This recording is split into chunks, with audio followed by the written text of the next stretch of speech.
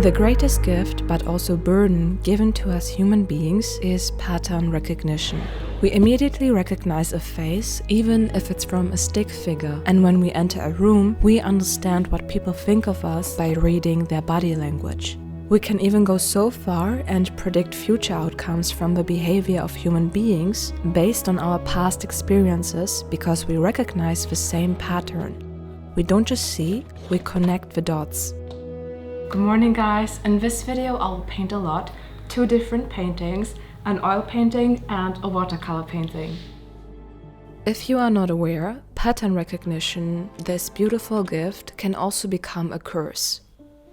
But first, let's understand where it comes from with a simple example so we can later apply it to more complex situations in life. This mental habit to recognize patterns is deeply wired within us. Imagine you see dark clouds and it begins to rain. This happens 4 times in a row, so you see the pattern. Dark clouds mean rain. This is not it. Your mind goes one step further.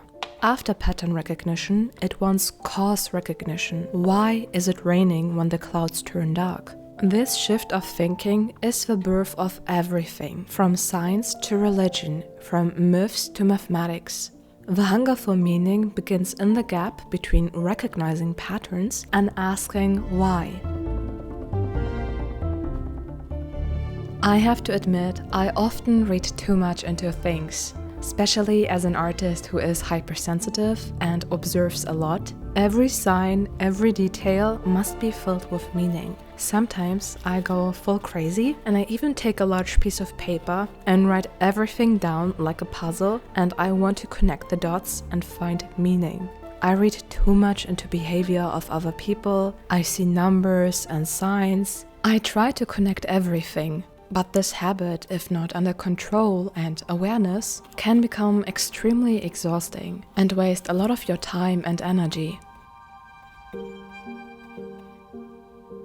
A friend of mine began to date a guy, and our conversations slowly shifted over to, and then he did this and said that, what does that even mean? Why isn't he replying to my text message the whole day? That guy knew if he withdraws or leaves out certain information, her brain wants to fill out the information, even if it's false. All her precious energy and time got wasted on something meaningless.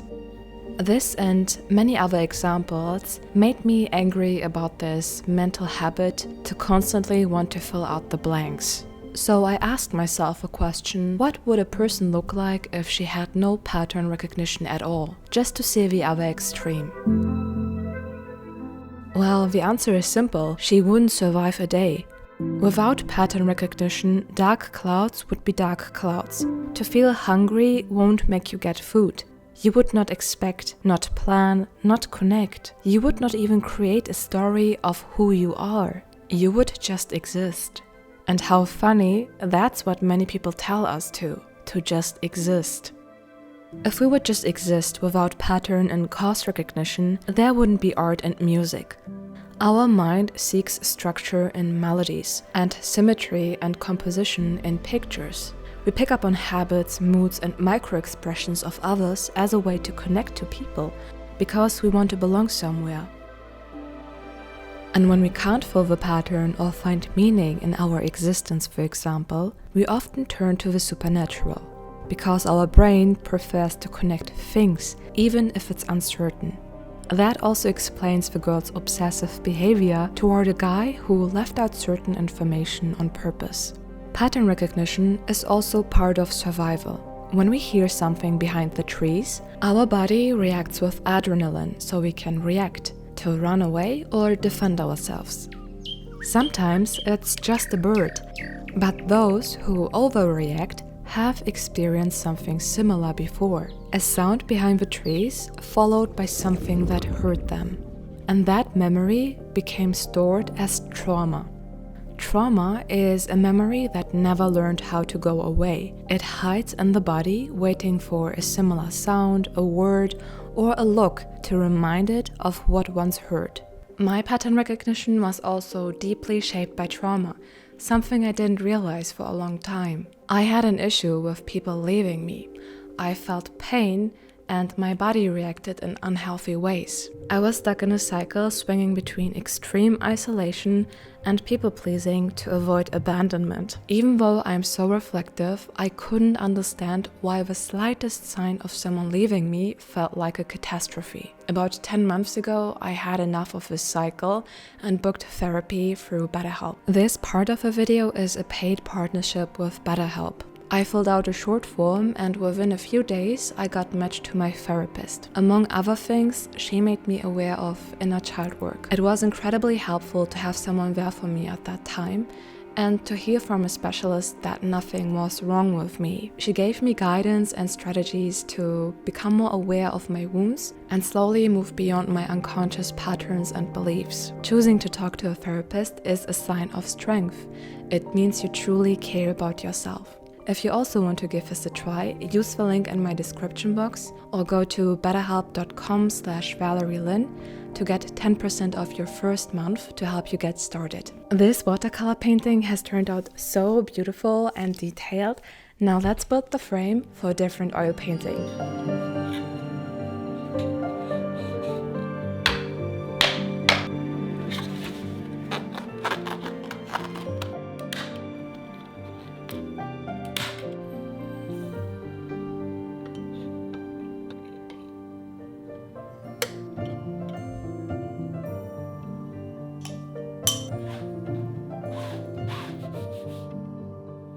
I feel so good that I made another decision to begin a different oil painting. I had planned a whole different oil painting, but during the painting process I changed my mind.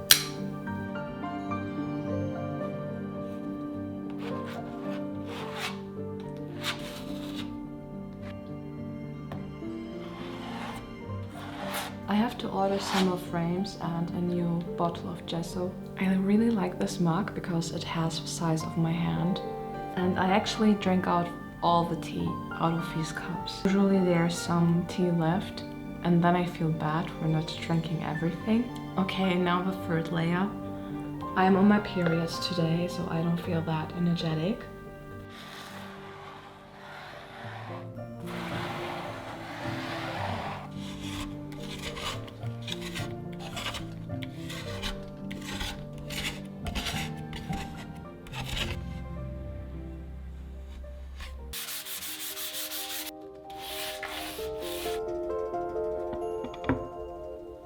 Unfortunately, I ran out of certain art supplies. Most of the time, I used really cheap brushes, and it's also okay, but they're getting on my nerves. I hate these brushes because they don't stay flat during the painting process, and I cannot paint that finely. So I'll repurchase my old brushes again. This is going to be my outfit.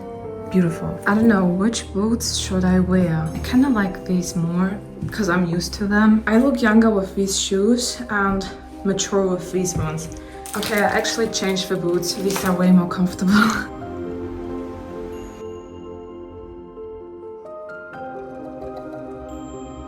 I already had these brushes, but I forgot to clean them, so they got destroyed.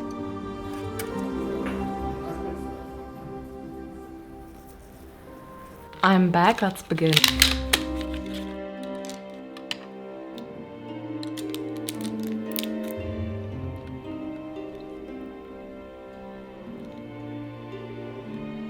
Good morning, the canvas is done. Let's do a rough sketch and then paint. I also wear a cute outfit. It helps me to be motivated by 10 times.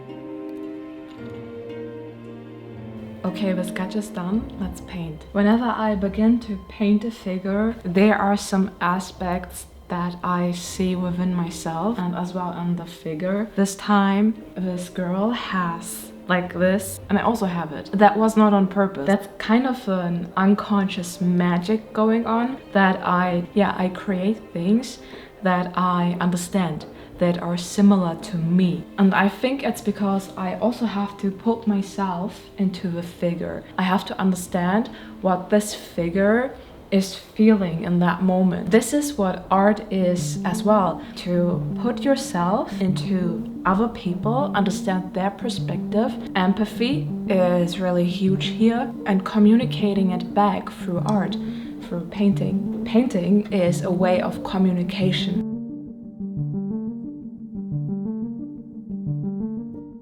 Lately, I have been reading about a philosopher, Albert Camus, and his idea of Sisyphus.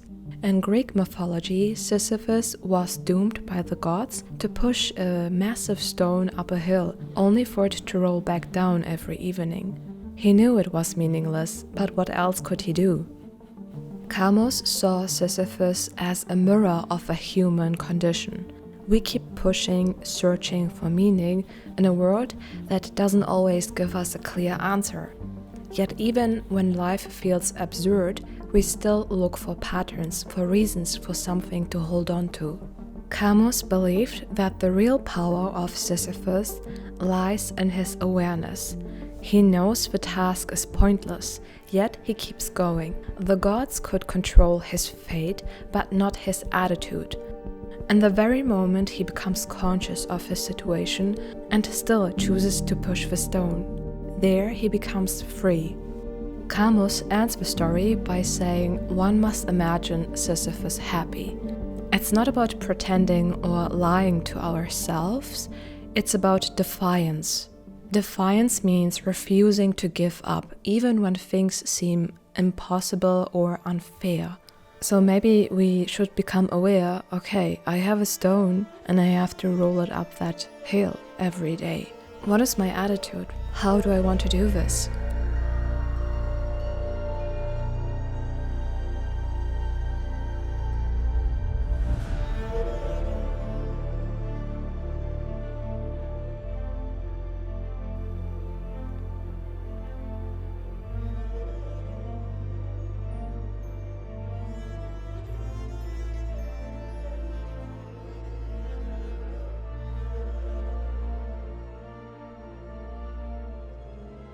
You know, it's kind of unusual when you paint the hair green, but it's the color of the environment that is reflected. You see, it's kind of golden reddish here, and you can see that as well in my hair. So it's not just black, the subject, I also take the colors of my environment. The beginning of a painting is always very humbling, but you have to keep pushing the stone with a good attitude.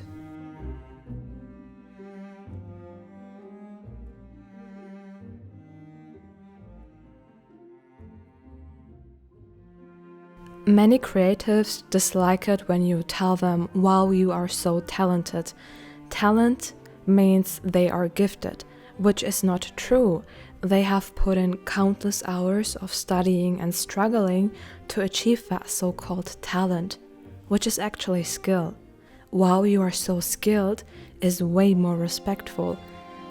And when you see someone rolling up that stone so effortless, it's because they have accepted the situation and adjusted their attitude. You cannot see the struggle in their face. And I want to remind you again, being aware of our situation, asking all these why questions and seeing all these patterns makes us humans, makes us creators. Look at all these stories we have created about our existence. This is so fascinating. Would there be so many stories if there would be a clear answer?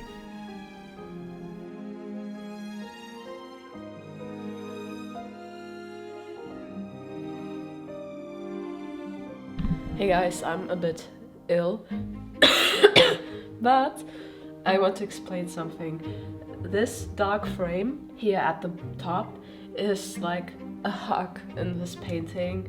It does not allow, space. It's comforting. I hope you understand what I mean. And this is also a makeup brush. Sometimes I like to use these types of brushes as well, especially when I paint more bigger areas and I want to go over it with an accent color or something. It feels really good to paint with this one. You can paint with anything. Yeah, fingers. I wouldn't do that with oil paint, but with a sponge, with a toothbrush, with a fork, with leaves. I don't know, it just depends on the texture you want to create.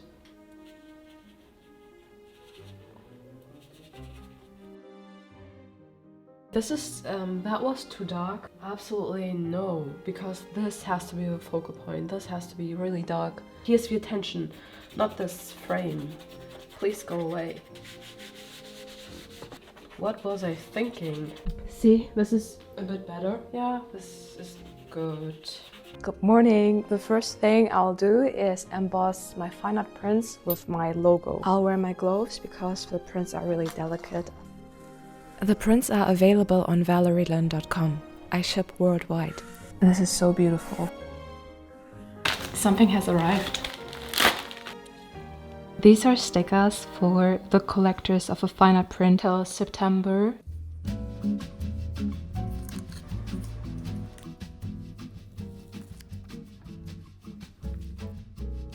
Okay, this is enough for today. I don't have that many left, I have to order some more.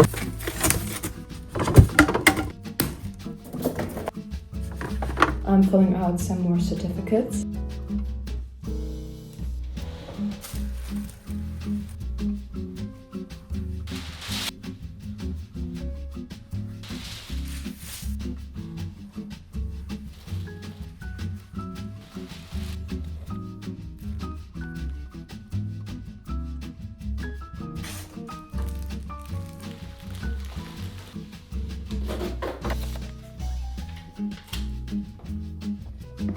I think the green looks really nice on this brown.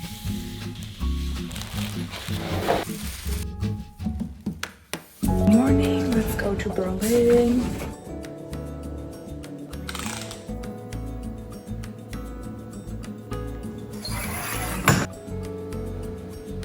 Good morning, I'm back from Berlin since yesterday. I had to go back to Berlin because you guys bought more than I had in stock. So I always plan, okay, this amount will be bought, but you bought more than I expected.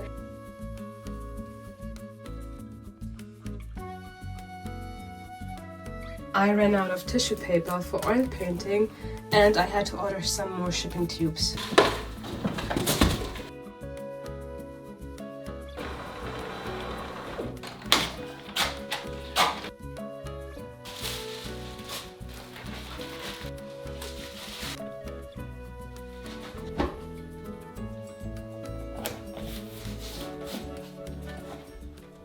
I have to work on her facial expression a bit more, add details. Here is hair missing.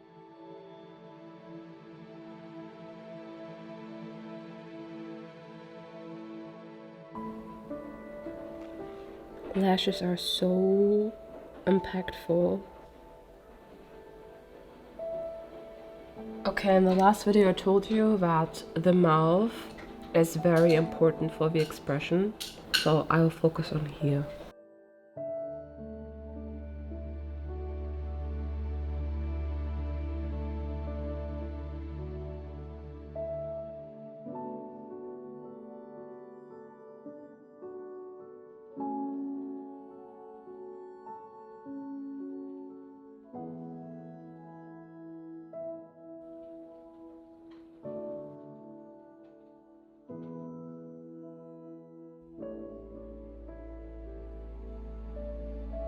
Guys, her hair looks so juicy. I love these green accents. I used to hate green, but this looks so lovely. I also promised myself to get along with every color. It's just about understanding the color and what it needs to thrive. It's like a human being. So beautiful. Okay, what I did so it harmonizes is I used green and red.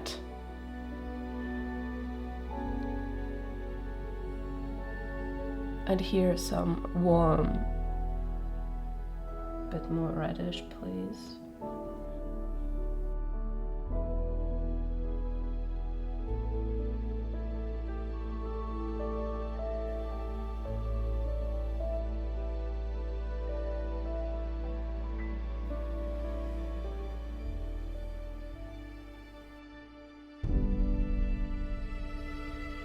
This looks pretty good, but I have to force myself to take a break. It's 2 a.m. at 2 p.m. I painted for 5 hours. 4 hours. 4. I have to take this break because I don't see what I'm painting anymore because I am so in this here. I need a fresh eye. I'm getting too detailed here. I realized this while painting this here. I don't want to be too detailed because it will not look like a painting anymore. I hope you understand what I mean. So for me, a painting needs like, or areas that look like this, really rough. Just a few brush strokes, and when I get too detailed, it looks too, I don't know, not effortless anymore. I think I'm going to leave these areas a bit more abstract, a bit more in the impressionism style. It shows kind of a cool way of the artist.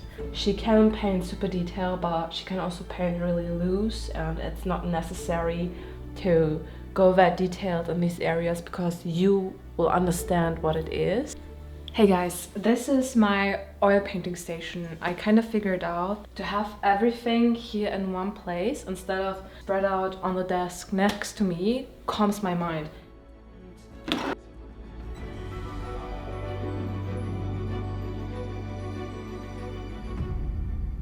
It's done. You can purchase this original oil painting on valerieland.com.